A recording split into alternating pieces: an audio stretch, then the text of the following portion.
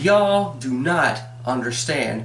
Okay, you do not understand. I have been hyped for this thing since I knew it existed. I had to have this. I had to have it. I got it a week before the album actually dropped digitally. I had to have it. But I heard this single, you know, I'm not in full composure right now, so forgive me, but I had to have this album. I had to have it. And I just knew that it was gonna be what I knew or figured or theorized it was gonna be. So I had to have it. And now that I have it, I finally got to hear it so many times, and I finally get to review it for you guys. So without further ado, let's get this shit going. Hey everyone, CWD Music Reviews here. I am CWD, and this is gonna be a music review of the new Father John Misty album, Pure Comedy. Father John Misty is the alias of singer-songwriter, producer, multi-instrumentalist Jay Tillman. He's been making alternative country albums under his own name for a good chunk of the previous decade. And he's also best known for being the drummer for the indie folk rock project Fleet Foxes. He left Fleet Foxes not too long after Helplessness Blues to pursue his own solo career, and at a certain point he felt that the seriousness and the depressive nature of his solo projects weren't all that compelling, so he pretty much ditched the whole Jay Tillman thing and decided to assume a new role. And his first album as Father John Misty was Fear Fun back in 2012. That album was really good. You should definitely check that out if you're interested in Father John Misty's work. I just wish that the production was more flattering to Tillman's upcoming persona. It wasn't too long after that he would drop what is already acclaimed as one of the greatest singer-songwriter albums of this decade, I Love You Honey Bear. God, I love that album so much. The production was a lot better, there was clarity, there was a little more punch to the instrumentals here. Tillman's vocals were treated a little more fairly. It wasn't all reverb washed like Fear Fun was in a sense. The instrumentals were varied, whether it was doing this garage rock thing, alternative country thing, this piano ballad thing, the whole folk rock thing. There was a lot going on with the instrumentals that I just loved a lot. Not only was Tillman singing really well on that album, not only was the production treating his voice the way it needed to be treated on that album, but the lyrics on that album were incredible. Pretty much this concept album, pretty much him satirizing the concept of love. Not so much hating on love, but finding a lot of ironies, ridiculousness within certain aspects of love. And there are just so many damn quotables on that album. Oh, and love is just an institution based on human frailty. What's your paradise gotta do with Adam and Eve? Maybe love is just an economy based on resource scarcity. What I fail to see is what that's got to do with you and me. I came by at 7 in the morning. I said, baby, I'm finally succumbing. Said something dumb like I'm tired of running. Let's put a baby in the oven. Wouldn't I make an ideal husband? Now my genius can drink in silence. She's gonna listen to your tired ass lies. I know it's hard to believe a good-hearted woman can't have a body that make your daddy cry. Oh, I just love the kind of woman that can walk over a man. I mean like a goddamn marching band. She says like literally, music is the air that she breathes, and the malaprops make me want to fucking scream. I wonder if she even knows what that word means. Well, it's literally not that. There was just so much lyrical nuance to what Tillman was doing with that album that I saw no reason why I shouldn't anticipate what he was doing next. So when I heard that this album was going to come out, I was definitely anticipating it, especially after I read the essay that he dropped after he announced the album and dropped the single Pure Comedy. Pretty much the essay is a big mission statement of the album, which I'll get to in a minute. And then I had to hear the single to the album, the title track to this album, as well as the opening track to this album. That song is probably going to be my favorite single of the year. Hands down, no question about it. And I felt like he had potential of dropping probably the best album of the year. Now, the real question is, has he done so? It might be too soon to tell, but this is definitely, probably, going to be the project of the year. And this is my own bias, I understand, but I doubt any album here on in is going to be better, more ambitious, more conceptual, and just overall great as this one. This album's about 13 tracks in length. It's a little over 70 minutes long, but the bulk of the length comes from only 2 tracks here, one of them being 13 minutes long, another one being 9. The rest of the album is pretty standard in length, whether it's 6 minutes, 4 minutes, occasionally 2 or 3 minute long cuts. If you can get through the longest track on the album, Leaving LA, and still end up liking the album, you're not gonna find anything you're gonna dislike with this thing. Once again, the production on this album is fantastic. The instrumentals, fantastic. There's a lot of clarity to what John Misty is implementing here and executing. The horns that occasionally pop up on this album sound absolutely goddamn gorgeous. The strings are also pretty much that as well. I do love the organic sound to the acoustic guitar here. The bass is definitely present and has voice to it. The drums sound crisp, and occasionally it sounds a little glitchy along with some other glitchy stuff going on. Tillman on this album is not just taking the usual piano rock and folk rock that he's pretty much has a knack for mastering at this point, and also pretty much making that's rivaling his influences like Billy Joel, like Elton John, like Cat Stevens and Harry Nilsson. But he's also infusing this kind of digitized sound occasionally, pretty much trying to go for the modern age in a sense, as it's pretty much processed now. Take a track like Pure Comedy. The horns on the bridge are beautiful. The track itself is this pretty progressive piano rock thing that just really does build incredibly well and has a nice climactic finish to it that I do love. Total Entertainment Forever has a nice groove to it. I do love it. The horns, once again, sound really great, along with on the track Things It Would Have Been Helpful to Know Before the Revolution. The track Ballad of the Dying Man is a nice country ballad in a sense. There's a nice gospel-ish soul build that's on the latter half here after the last few lyrics. The track Birdie has a nice somber tone to it. I do love how the latter half, the last 25% of the track, is pretty emotionally potent in the way it just explodes in instrumentation. There's a lot of weird moments of glitch in a sense, or just this kind of musica concrete type thing.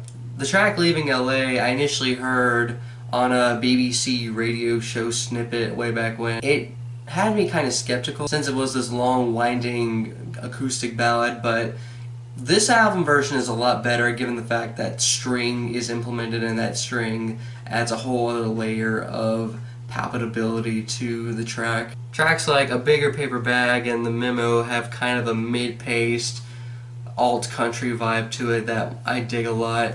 I feel like that some of his Jay Tillman stuff is implemented within this album, and I think that's also part of the concept, but I'll get to that in a minute. I do love the piano ballad that is When the God of Love Returns There Will Be Hell to Pay, which is easily my favorite title to a track on the entire record. But the track Smoochie, I do like how the vocals are layered on this track.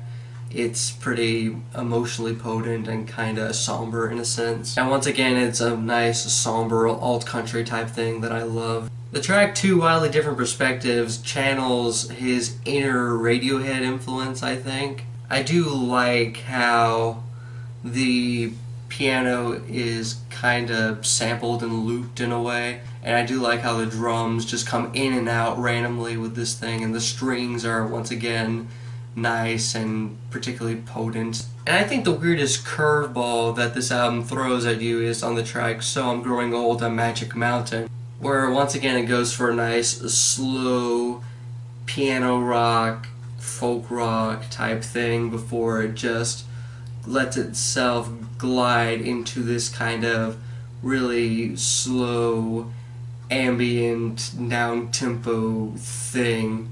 And I think if there's any lesson that Jay Tillman learned from the previous album, I Love You Honey Bear, his little experiment with IDM music or some kind of electronic music, he can definitely add that as an element without turning it into an entire song, and it definitely works with this track along with numerous tracks here. And the closing track, In 20 Years or So, once again, it's this nice acoustic ballad in a way, and the way the previous track glides into this track is just so seamless and so beautiful that it feels like that this is definitely the fizzling swan song of the album, as well as in relation to the concept of the album, the human race as a whole. So there is nothing bad I can say about any of the instrumentals here.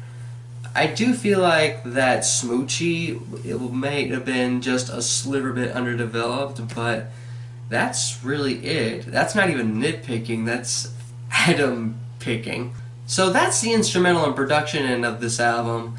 The lyrics on this album are a whole other animal of its entirety. The concept itself I was pretty excited about, given the fact that when I did read the essay, he was talking about how the human race has elected all these negatively impacting people into power.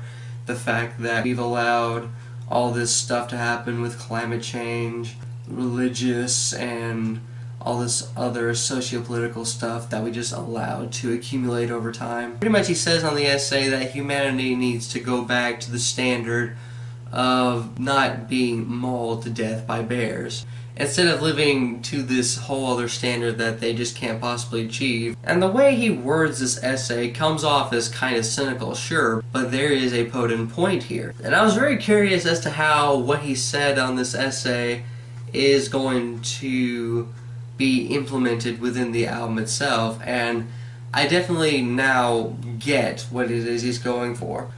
A lot of people that have been listening to the singles to this album might have been anticipating that the album as a whole is this one long-winded critique of the human race, the way we are just wired and allowed ourselves to be. And it certainly mentions that with the opening track here, but I think Tillman is going for something a little more meta. The pure comedy, yeah, is this whole mess of human culture that is self-contradicting, and it's also pretty much doomed humanity to fail. And there's a lot to critique about it, but like with certain things, like with, say, our current president, yeah, it's pretty shitty, it's pretty awful, but if you try to dissect and analyze and pretty much try to bash or critique or roast or anything of that nature, it has little to no effect, and you'll end up just harming yourself in the long run. The pure comedy isn't so much that the human race is doomed. The pure comedy is within the setting of this pure comedy. So it's a pure comedy within a pure comedy. This pure comedy is the fact that within this ridiculous setting, people are still taking themselves so seriously, which again is still part of the culture, but this is the root of what is wrong with the culture itself, in a sense. The comedy of man starts like this. The opening track goes, "Our brains are way too big for our mother's hips, and so nature, she devised this alternative. We emerge half-formed and hope whoever greets us on the other end is kind enough to fill us in." It's an unfortunate thing that human beings cannot be birthed full form, so we end up having to come out half-formed and let the culture we are either experiencing from our government, religion, our parents, etc. to pretty much guide us to be better human beings, in a sense, or the ideal self as the culture is trying to convince you to be. In the track itself, he's listing off the fact that there's half of us, which are women, that are periodically iron deficient. The religions themselves are pretty ridiculous, and they get upset when you question how ridiculous they are.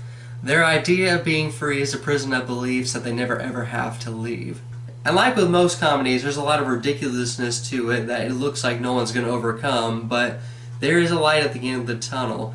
We're just random matter to spend it in the dark, but each other is still all we got. Even if you absolutely just dislike humanity or just specific humans in general, the fact of the matter is you can only save yourselves by realizing that all this is ridiculous, all of this is not what things ought to be, but this is how things are, and we need to band together and try to not resist it, but find a way to adapt to it in a sense and improve to a better tomorrow. Which Tillman is pretty skeptical of that ever happening, given the fact that the rest of the album is this particularly dark and depressing in a sense.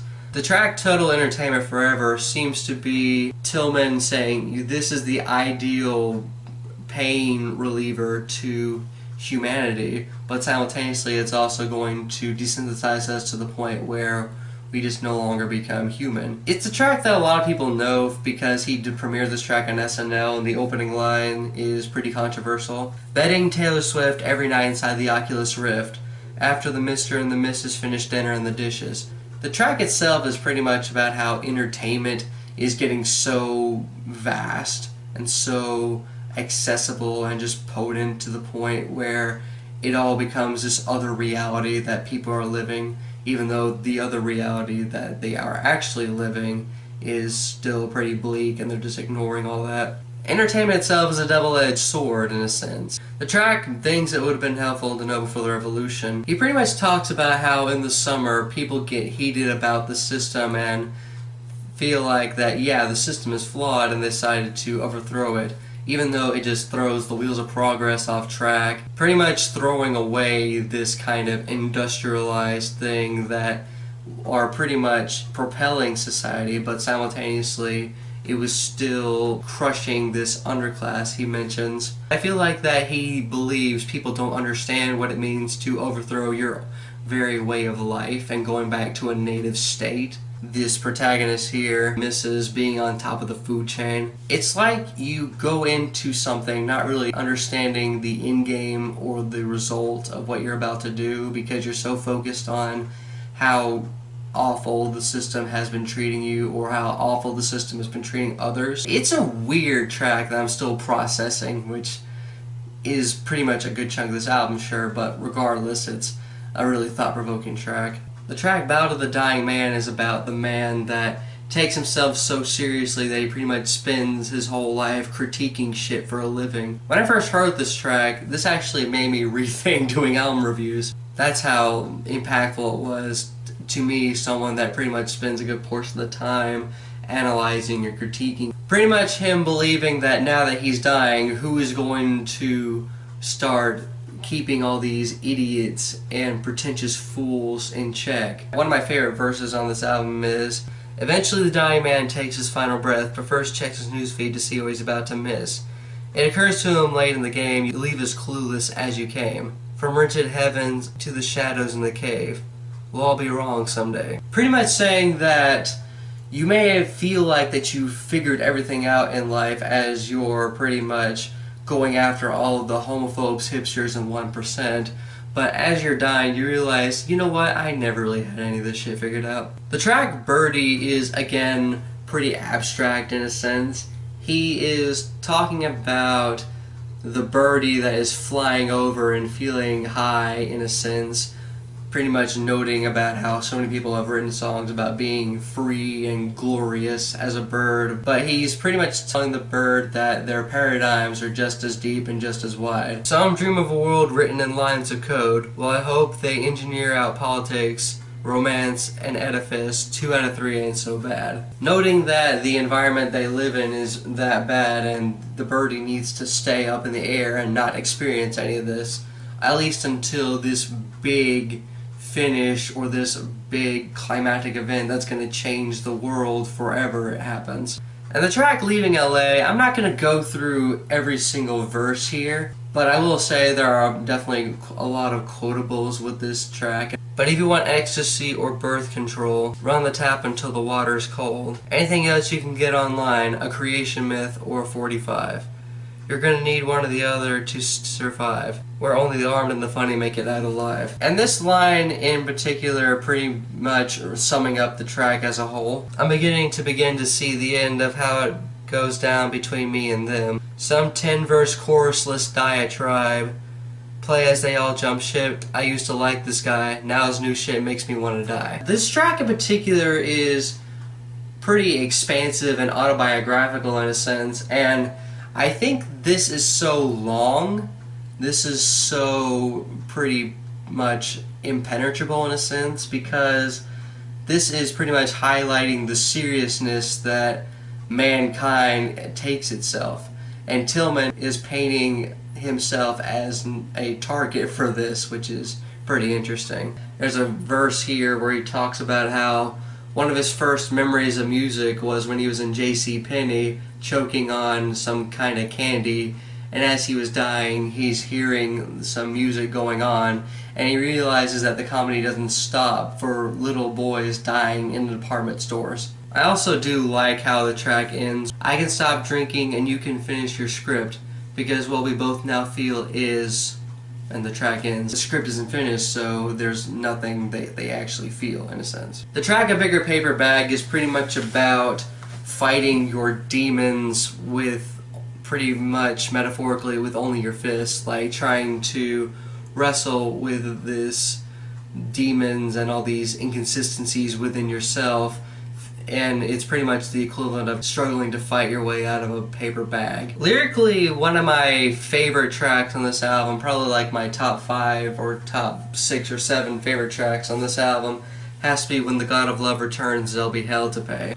The track pretty much comes at the moment where God is judging humanity, and Tillman pretty much comes out and says that God clearly didn't understand the human race, despite the fact that he made them in his own image, calling them the Earth's most soulful predator. The idea that God has designed them to be just as willful and just as particularly ambitious as God himself, without granting them all the superhuman strength or powers or all that. And this is pretty much the kicker right here. We just want light in the dark. We just want warmth in the cold. We just want to make something out of nothing. Doesn't that sound like someone I know? Pretty much saying that you make us to be just like you, and you're surprised that things went as bad as it has. The track Smoochie, again, I get why so many people are having problems with this track, given the fact that it does come off as a sliver a bit underdeveloped. The lyrics itself, I guess, talking about, once again, all the inconsistencies and self-esteem issues a human being has, all the, once again, demons that are haunting him, and how, I guess, Tillman's wife or this romantic interest or someone or something is pretty much the thing that pretty much alleviates all of this horrific stuff that's causing this kind of depression. It does leave the concept slightly jagged, but not too jagged to where I feel like that this is a flaw with the album. The track Two Wildly Different Perspectives is pretty ingenious. He talks about how there's like two different perspectives where one side believes in God and the other one doesn't. They're both condemning each other, but either way we make some space in this hell that we create on both sides. One side that kills people and one side that kills people that kills people, but either way people are still dying because of their mutual cooperation. But I think the big peak to this album, in a sense, with all this running concept, is the track The Memo. I believe the track is about setting mediocrity as the standard for culture, or at least the progressing mediocrity that is pretty much haunting culture now, and it's haunting culture even more. He talks about how someone took a bed sheet from an amputee and said that a chimpanzee painted it. And there's also the fact that there was a boy band, in a sense, that are all white dudes and say that, hey, these guys sing like angels with whiter teeth, but really they're just like the previous boy band, but with lesser standards. Probably one of my top 5 favorite few lines on this whole album right here. And friends, it's not self-love that kills you. It's when those that hate you are allowed to sell you that you are a glorious shit that the whole world revolves around. There's like this one bit where like the vocals get kind of vocoder-ish in a way. How would you rate yourself in terms of sex appeal and cultural significance? Are you depressed? Do you usually listen to music like this? And it's pretty weird what he does right there. The last couple of tracks, since I feel like that they're 2 tracks in one another, So I'm Growing Old and Magic Mountain and In 20 Years or So. And I think with the concept, he finally comes at the peak, and now he's just gonna grow old on this big, delusional magic mountain that he finds himself on. He himself only finds himself on this kind of high grandeur that he has pretty much built himself up at, And I think that's pretty much humanity as a whole, what superego kind of does to the psyche. Even if it feels like that you're gonna live forever, when in reality you're not. Because he keeps saying, there is no growing old in Magic Mountain, until you get to the last verse where he clearly says, yeah, I'm getting old on this thing. And I feel like the nice instrumental last 5 or 4 minutes on this cut pretty much sums up the feeling of nothingness that eventually the human self will find itself at, which again is pretty soul-crushing, and that was pretty much how I felt when I heard this whole album. And I still kind of feel that way listening to it from beginning to end over and over and over again. In 20 years or so, and he pretty much notes that in a couple decades, this human experiment will come to its violent end, but in the moment he feels this kind of alleviation because of romance or some kind of thing that he feels release and relief from, in a sense. And a complete limitation throughout the end of this album, he pretty much says, there is nothing to fear. The human race is doomed, but the human race has been doomed for a while, and as soon as you accept that and try to live life as if though you're not going to become this savior of it, there is really nothing to fear. Or at least that's how I'm interpreting this concept, because this thing is so damn ambitious, this thing is so dense conceptually, that there is literally no single thing I can say about it that's negative. There's not a single Achilles heel to the concept itself, nor is there an Achilles heel to the production, the instrumentation, or the overall execution. Not even just a little bit. I mean, yeah, Smoochie, if I had to pick a least favorite track, it's probably my least favorite track, but that song is still so really good to me. This thing is, without a doubt, what sets people like Elton John, Bob Dylan, Billy Joel, John Lennon, and all the great songwriters on the fucking map. Albums like this only come once every few years for this particular singer-songwriter type genre, this particular folk genre. This album is a rarity. This album needs to be celebrated at its finest. This album is probably one of the best albums you'll ever hear in your fucking life. Is this a perfect album? No, it's not. When I give these ratings, I don't really base the rating solely on objectivity. Sure, objectivity comes as kind of an element to what determines the overall score, but ultimately, however, this thing is not in the slightest bad or in the slightest possessing anything negative for me. Father John Misty not just put out the best album to date of his, or even the best album he's put out as Jay Tillman, or just within Jay Tillman's repertoire, he's never put out anything as great as this. This isn't just that, it's probably the best album of the year, and I dare say probably one of the best, if not the best singer-songwriter album of this fucking decade. This thing is without a doubt gonna go down as the essential album for mankind in this post-human type of apocalyptic age we're kind of going through at the moment. And the thing about that is, music has been made about that for the longest time, whether it's prog metal, whether it's folk music, some pop music, some rock music for sure. What makes this album even more potent now is the fact that it's so real now. It is closer to reality than any other album that has been dropped in this similar vein conceptually. I mean, I can understand why people aren't going to give it a rating as high as I'm going to give it. I completely understand that, since subjectivity is still a thing. But the way this album is structured, there is just an impenetrability to it that few albums have. Few albums within this millennia have. And if this is going to be the end of the world as we know it, then I'm glad we have this album to pretty much keep us all comforted within this cynicism as the tides rise, or as entertainment pretty much grips us as a whole, ironically enough. This album is a solid +3 out of +3. Again, I'm not saying this album is perfect. There's definitely like little slivers and specks throughout this album that I could definitely say, yeah, it could have been done this way, it could have been done that way, but nothing so major that it warrants anything lower than the highest possible score I can give it. But if you've given this album a listen, what'd you think of it? Did you like this album? Did you hate this album? Why the fuck did you hate this album? And let me know in the comments, and what should I consider listening to and reviewing next. This CW Music Reviews here, signing off.